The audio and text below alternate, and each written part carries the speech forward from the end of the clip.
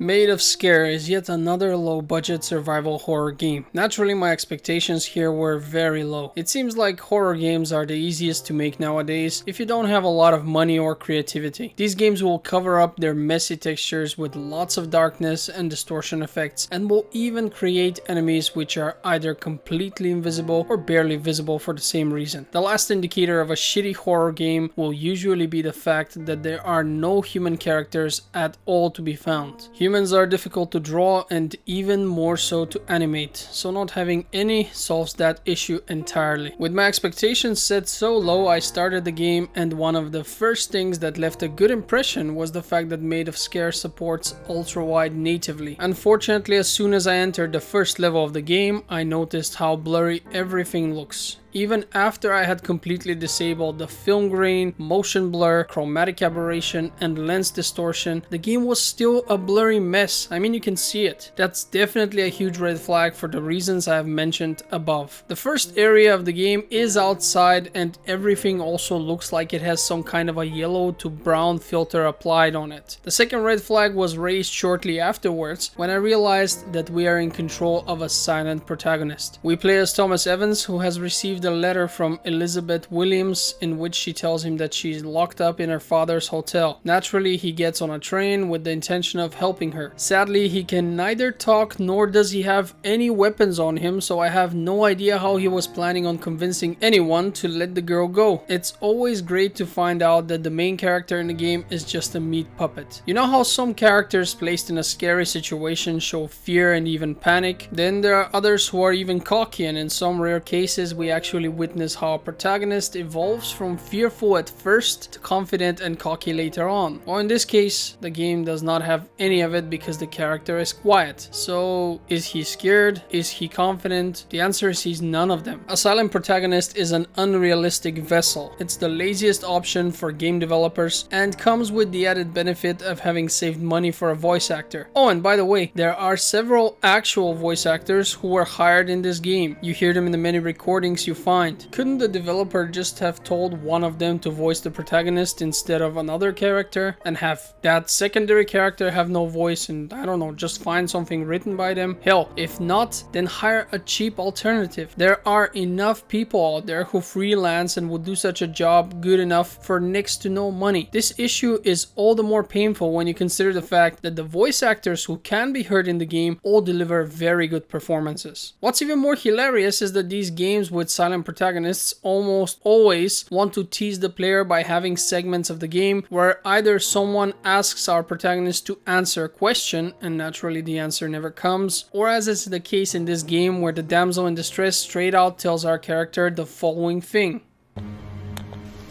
It is so good to hear your voice again.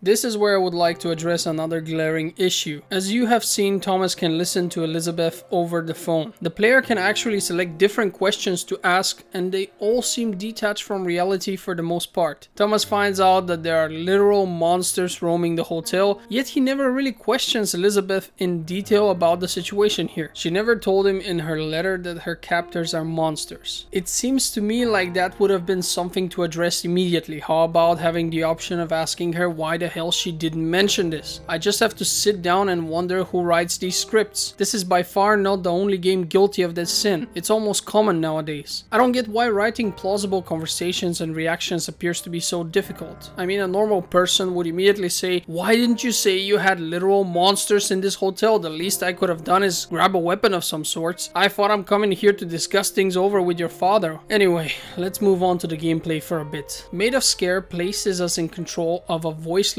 weakling, so the gameplay will mostly focus on sneaking past enemies. How original, right? The thing is, they actually copied some things from the Resident Evil games, and that seems to work here. You enter this hotel and are locked out of most rooms, so you have to go find keys which will unlock some of the doors, etc. You even find a weapon which can incapacitate the enemies for a short time but has limited ammunition. The bad guys are blind but hear very well, so you are supposed to be quiet around them. In addition to making our protagonist protagonist walks slowly, we can also force him to hold his breath. That would be fine if it always worked, but it doesn't. And in some cases, an enemy will appear, force me into a corner, and just stand there while I'm holding my breath. Naturally, there's a limit to how long you can do that, so after a few seconds I would be forced to breathe again and he would start beating the crap out of me. The good news is that being discovered doesn't mean the game is over. Thomas has a sturdy chin and can handle a few punches to the face. I am a bit disappointed that he doesn't have the balls to punch back though. At the very least, we could activate the stun weapon, grab something from the environment and smash the heads of those disfigured bastards. But it is what it is, I guess. Something really annoying that I have to address is the fact that our character has the stamina of a 65-year-old diabetic. He can run for a few seconds before breathing as though he's having an asthma attack. In addition to that, if a room's air is a bit dusty, he will begin coughing. The same thing happens when he encounters the mysterious purple gas which will appear out of literally nowhere at random times. This is all made in order to force the player to use the hold breath feature more often and to generally slow them down. Needless to say, the part of the game where you sneak past the many enemies is the most boring one, and it seems like these obstacles were added as padding because the game, as it is right now, barely takes 3 hours to complete if you are not going for the collectibles or trying to unlock the second ending, which requires you to find certain things throughout the hotel. I did mention how the game copies some things from Resident Evil. Well, they actually copied a lot. Not only do you have keys that gradually give you access to more parts of the hotel, but you also save at specific locations, you have to manage your inventory, and at one part of the game, you literally have to avoid a copy of Resident Evil 2's Mr. X. You even hear his footsteps in the same way you could in RE2. They say that imitation is the sincerest form of flattery, and that is true here. The problem with copying a far superior game is that you end up reminding the players of a far superior game, and it creates a very bright contrast. In the case of Maid of Sker, I have to admit that these moments actually ended up being a good choice, since they did spice the game up and make for a more interesting overall experience, even if it is sort of plagiarized. It was definitely a very risky move, and it came at a price, but it was ultimately worth it. The one thing I have to make very clear is that this game is not scary, no matter how much it wants to be. In its desperate desire to be a horror game, it even resorts to jump scares of the cheapest kind. Here's an example.